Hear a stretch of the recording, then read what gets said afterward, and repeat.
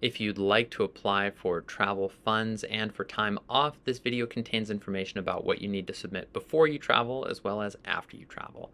The first place I'd recommend starting is by reviewing the department's travel policy, which includes information about the reimbursement that you can anticipate based on your travel expenses.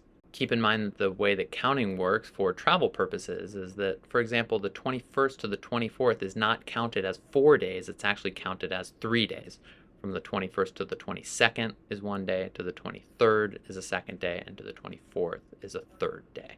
After you're familiar with the travel policy, there are 2 forms that you need to submit and get approval from for the department before you travel.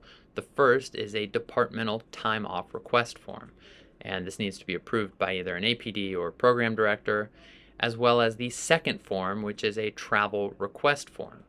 The travel request form has several important rules that you need to follow if you're going to get reimbursed. Number 1 is that you need to be flying on a US-based airline. And number 2 is you need to book your seats for the main cabin. The last thing that you should do prior to travel is apply for GME funding, which at the time of recording this video in March of 2023 is $500 per year.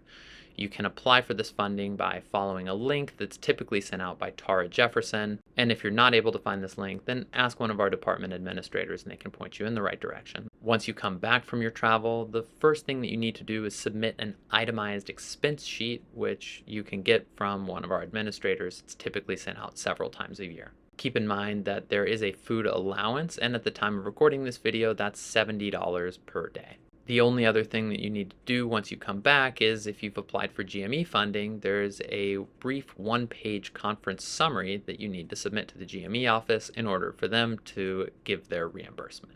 Printed copies of all of these forms can be obtained in the Residency Suite credenza as you enter.